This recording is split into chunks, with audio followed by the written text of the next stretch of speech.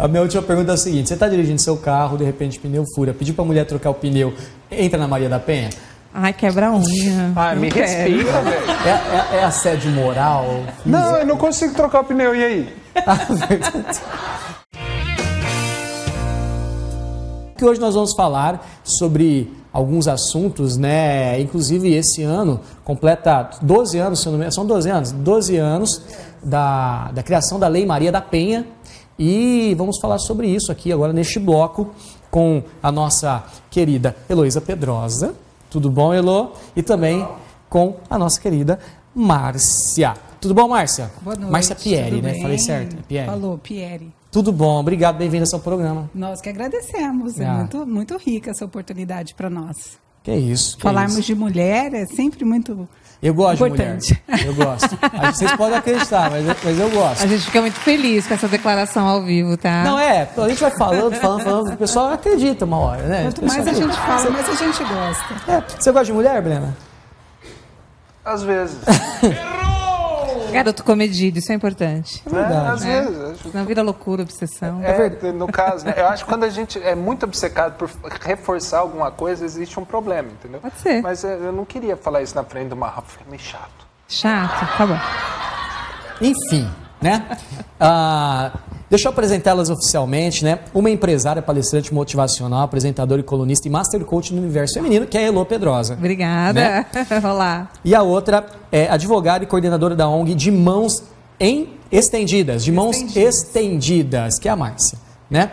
Olha, fala um pouquinho pra gente, Márcia, a ONG de Mãos Estendidas, ela é uma ONG que defende o quê, que prega o quê? Fala pra nós. Na verdade, Mãos Estendidas é uma organização da sociedade civil, né, composta por uma diretoria, e, na verdade, há 3 anos nós descobrimos uma farta clientela que são as mulheres em situação de violência doméstica.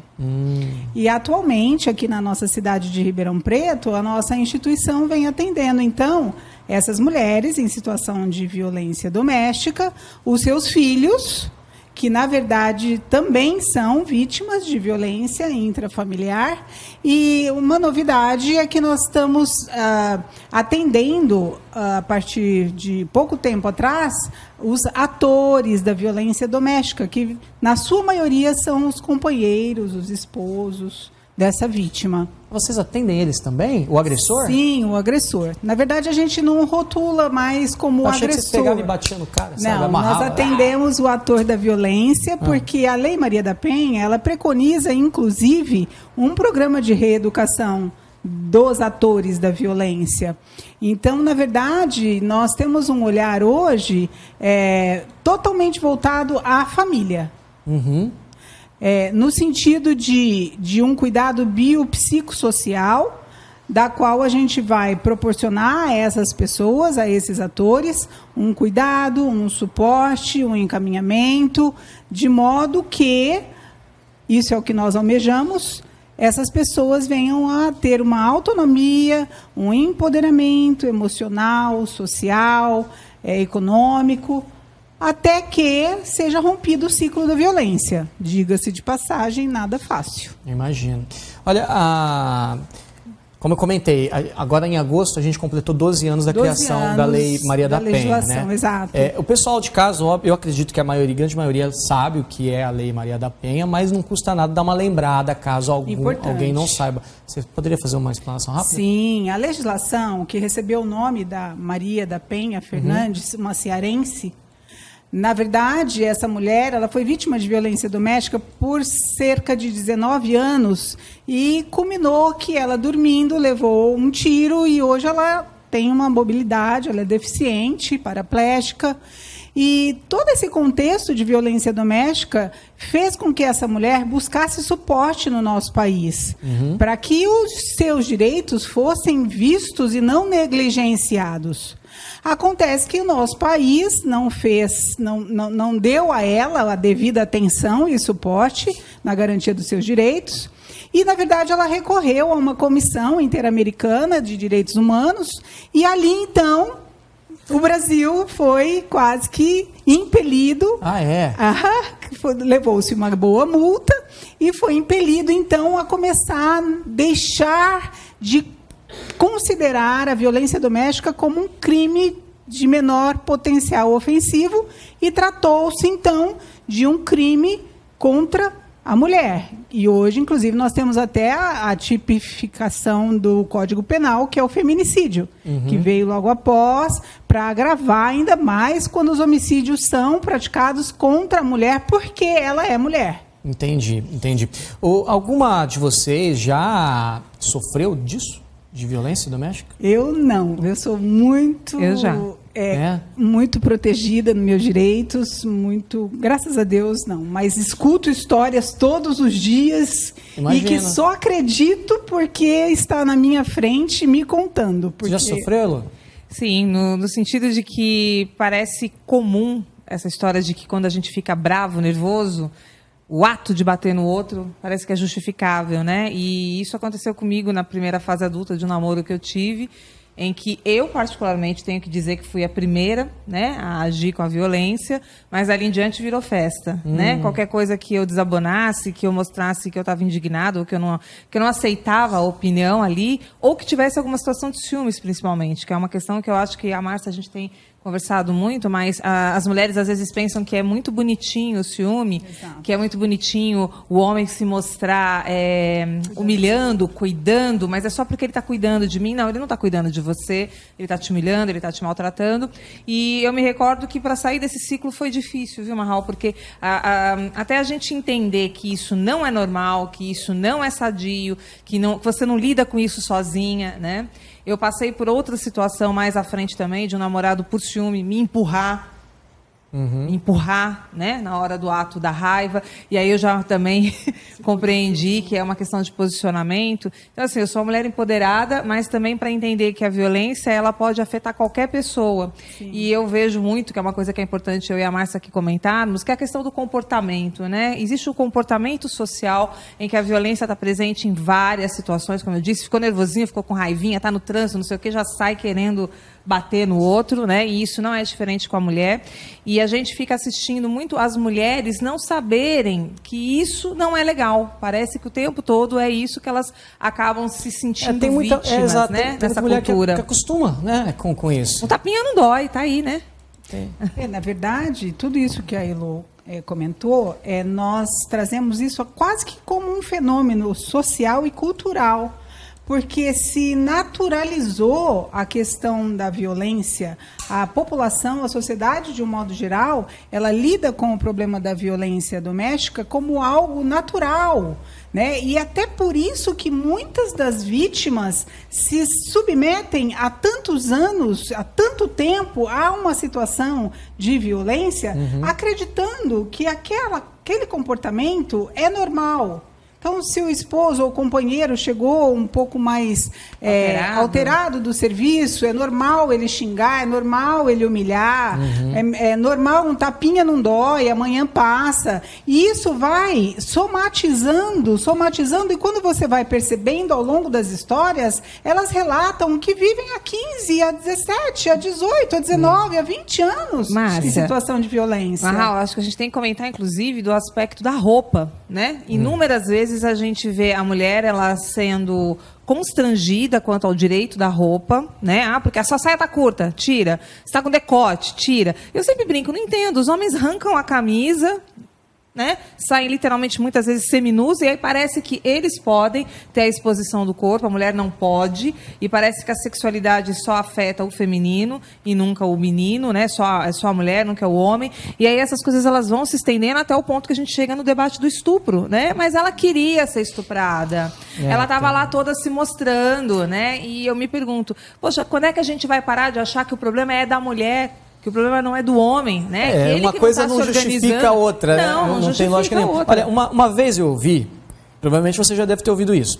Uma vez eu ouvi um homem falar, um cara de idade já, inclusive educar o filho assim, falou, olha, mulher que não quer apanhar, não parte para cima do homem. Aí a gente bateu nele, né? Não, sim, mas eu não estou falando, nada justifica, deixa eu deixar claro, nada justifica um homem levantar a mão para uma mulher, ponto. Mas também existem muitas mulheres E eu já vi muita mulher partir para cima de homem. Principalmente eu, que tive uma fase que eu gravei muito em balada, o povo entortava o caneco, né? E eu já via a mulher, ficava com ciúmes e queria bater no cara. E muitas vezes o cara só fugia, só segurava ela, mas tem muito também. É o que nós estamos falando, né? O conceito da violência. Ficou nervosinho, ficou com raivinha, parece que já é natural, já vai saindo, já vai empurrando o outro, tocando o outro. Não, isso não é normal. Eu entendo que a violência, ela acontece quando há uma expectativa não atendida pelo ser humano. Então, isso acaba gerando um comportamento violento, né? No entanto, quando se diz respeito à legislação, a Lei Maria da Penha, nós focamos na vítima do gênero feminino. Uhum. Mas óbvio que existe agressão por parte de mulheres, isso a gente não nega. No entanto, sob a ótica da legislação Maria da Penha, a vítima é a mulher. É a mulher. Entendi. E, inclusive, a questão do que a Elô colocou agora, e a gente encontra, via de regra, na maioria das mulheres atendidas, é realmente a questão da culpa. A culpa que, porque você estava de minissaia, por exemplo, ou porque você não me obedeceu, enfim, sempre a questão da superioridade do homem sobre a mulher é que vem com essa conotação de culpa pelo fato dela não obedecer, ou de não se submeter.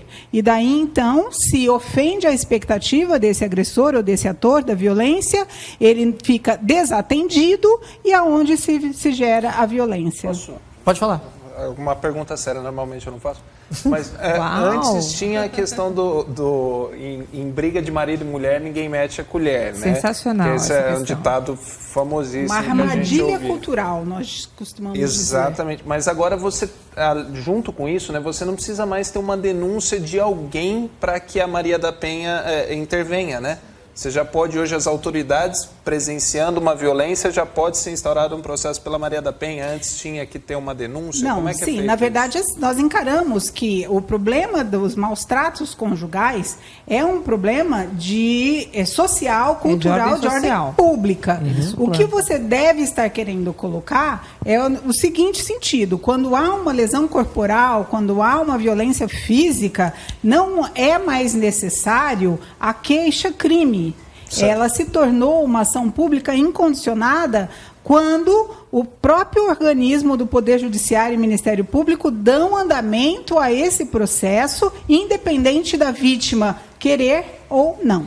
Que, aliás, era algo que realmente incomodava muitos. Por isso essa piada ficava, acho que, tão forte, né? Porque quantas pessoas não contam histórias, né? Ah, mas eu fiquei indignada, a hora que eu vi ele estava lá agredindo ela, fizemos, estragou a festa, e no fim de tudo, no dia seguinte, lá estava ele e ela lambendo e pronto, tá tudo bem, parece que a briga tinha representado nada. Sabe, de novo, eu volto a pensar que é uma discussão que é um comportamento, que é condicionado num conceito cultural. Eu sou uma das mulheres que embate muito essa visão da mulher que a todo custo pensa que se ela não estiver casada, ela não tiver um homem, ela é uma encalhada, ela é uma fracassada, né? E esse modo de pensar permite com que muitas vezes as mulheres se submetam a relacionamentos de alta agressividade, de um modelo, né, de abuso. A gente chama de relacionamentos abusivos, né? Onde ela não é respeitada, onde ela é maltratada, mas ela acredita que, bom, melhor ter esse do que não ter ninguém. Antes esse do que ninguém, né? Oi, Lô. E no caso, por exemplo, vocês provavelmente devem saber muito disso. Existem algumas famílias que muitas crianças crescem vendo o pai bater na mãe. Opa! Né? E aí, lá na frente, possivelmente, a gente ouve falar que esse menino vai repetir o que o pai fazia. Isso é muito comum. Né? E também, no sentido de, por exemplo, depois eu faço esse outro questionamento. Vamos parar nesse. É muito comum isso acontecer mesmo? Tipo, da criança, existe muita chance do menino que vê o pai bater na mãe, ele vir e bater? Ou ele se... Não, existe na verdade, nós temos as duas possibilidades, com certeza. Mas o que a gente está falando é sobre a questão do condicionamento. Um ser humano que convive numa estrutura e ele entende que aquilo é a estrutura, ele simplesmente vai entender que é assim. Ele acha que é Se isso. a filha viu o pai batendo na mãe e ela aprende que apanhar é normal, possivelmente ela vai ter uma relação em que, se a pessoa criar com ela um ato de violência, ela não vai entender que isso é errado. Tá, certo? outra coisa. Uma vez eu ouvi até um religioso falando em uma das palestras, falando assim, Meninas, vocês, quando vocês forem começar a namorar e for visitar a casa do seu namorado, olha bem como ele trata a mãe dele. Porque muito provavelmente, se ele responde, se ele trata mal, se ele xinga, Perfeito. ele vai te tratar igualzinho. Isso é verdade também? É a forma como ele se relaciona com o feminino. É. Não é, Márcia? Eu, particularmente, é lógico que a gente não está aqui. A gente não está na condição de psicóloga, mas a gente se mistura com a questão comportamental, a gente estuda, né? E vale a pena dizer que a educação de casa é a formação número 1 da criança e desse futuro adulto. Entendi. Então a minha esposa pode ficar tranquila, porque minha mãe me bateu até os 18 anos de idade, então eu só vou apanhar em casa. Eu acho só que a mãe te bateu um pouco. Acho que bateu. Inclusive a minha mãe chama Márcia, tá? Posso chamar de mãe, Márcia? Brincadeira. É o seguinte, ó, a gente separou aqui, eu queria fazer uma tag com vocês, o título dela é O Que Fazer. Na verdade eu queria jogar algumas situações. Eu queria ver a opinião de vocês. Vamos falar agora mais lado feminino, se é machismo, se não é. Por exemplo, um casal sai no restaurante. A gente vai sair um pouco agora dessa parte de Maria da Penha, tá? Vamos falar de feminismo. O casal sai no restaurante. A mulher pode pagar a conta ou é o homem que tem que pagar? A gente quer entender também. A mulher pode pagar a conta, se esse for o combinado. Não é machismo? Não. Ah. Márcia. Gostei disso. Eu acho que essa história de pagar a conta tem muito a ver com o combinado, né? Tanto que quanto mais a mulher ela se empodera, menos ela tem uma dependência financeira do homem. Eu acho isso maravilhoso. Eu acho que você não tem que ter profissão marido. Você tem que ter profissão advogada, profissão médica, profissão professora, né? Entendi. Na verdade, eu também entendo dessa maneira e defendo a igualdade de valores e igualdade de poder. Então, é igual.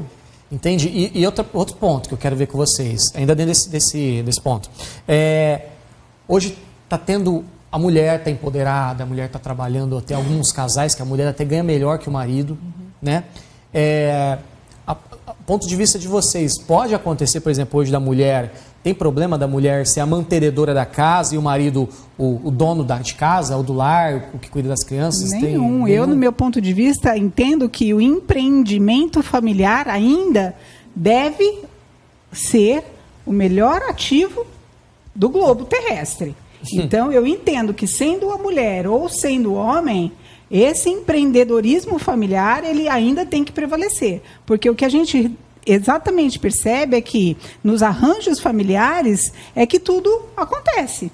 Então, dentro do que você falou, é normal pagar, não pagar, é normal o homem sair para trabalhar ou ficar. Dentro dos arranjos familiares, isso tem que ser muito bem resolvido. Bem claro. Bem claro, bem de igual para igual. Porque tem muito homem que se sente inferior. Mas é por causa da nossa cultura. A cultura. Nós fomos projetados, nós temos uma educação para cumprir papéis sociais distintos. Você, homem, tem que sair para trabalhar e trazer a sustento. Você, mulher, precisa estar dentro de casa fazendo isso, fazendo aquilo. Nós viemos, eu pelo menos vim dessa educação. Sim. Acho que na nossa geração, nós trouxemos essa educação. A gente pode comentar um pouco até da questão da história que em países como o nosso aconteceu, e isso está na história do próprio capitalismo, né? Chega uma hora que o empobrecimento do núcleo familiar ele é tão grande que se a mulher realmente não saísse para trabalhar, né, haveria um empobrecimento muito maior. Então, aí você começa a ver a importância desse debate como sendo, inclusive, uma necessidade de empoderamento financeiro do casal.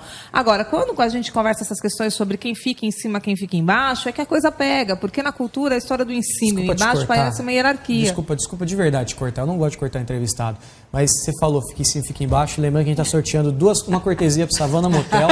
Eu segurei Fala aí, todas as piadas que eu podia fazer. Não, eu preciso divulgar. Fala aí, Breno. Que eu ia falar que eu só fico embaixo, mas a gente está sorteando, basta você compartilhar a nossa live lá no facebook.com/. É verdade, não é piada não, é verdade. E eu tava segurando a piada. Eu adorei, entendeu? Eu fiz um combinado, né? Tava segurando, mas já que você cortou, já foi. Você compartilha a nossa live para concorrer a um vale do Savana, uns cortesia do Savana Motel, depois dessa piada horrível do Marral. Não, e lembrando que, gente, um tapinha dói também. Dói. Tá? A nossa enquete é essa, um tapinha dói ou não dói? Vocês responderiam? Tipo, tapinha no sentido... enfim, como vocês melhor entendem, né?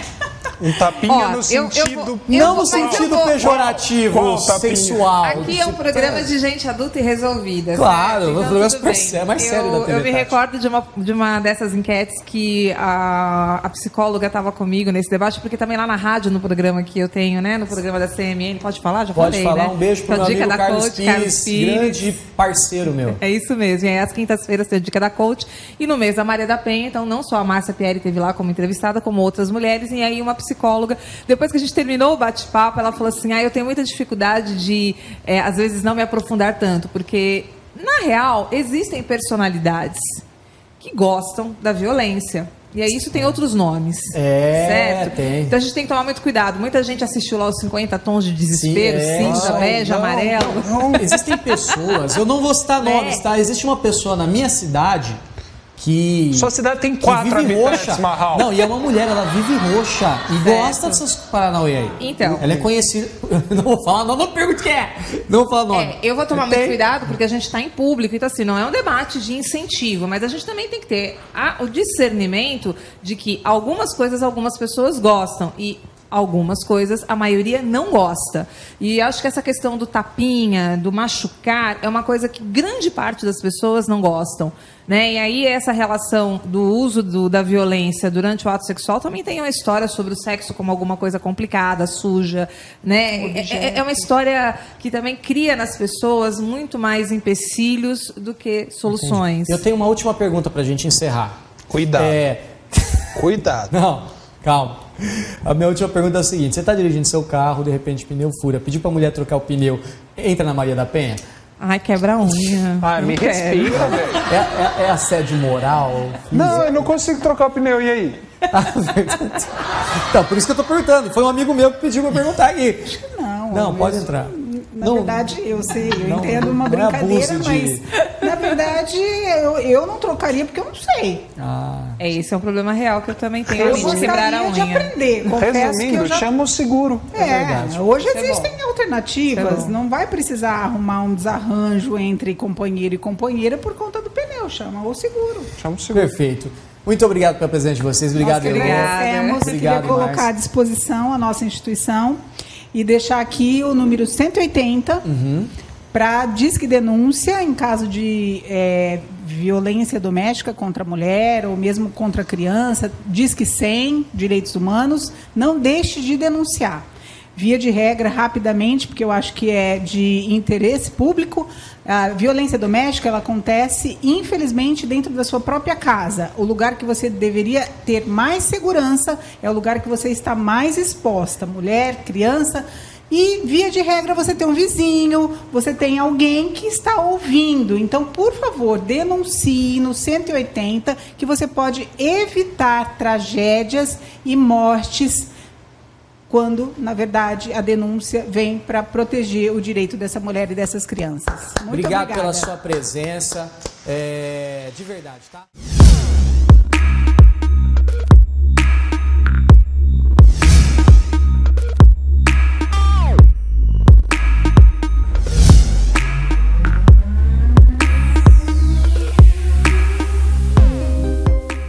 E aí, gostou do vídeo? Ó, não se esqueça de se inscrever no nosso canal para acompanhar os próximos vídeos. Também dê o seu like e deixe o seu comentário. Isso é muito importante pra gente, tá bom? Ó, tem vídeo novo no canal. Se você perdeu o nosso vídeo anterior, é só clicar aí no vídeo que você tá vendo na tua tela. Até mais!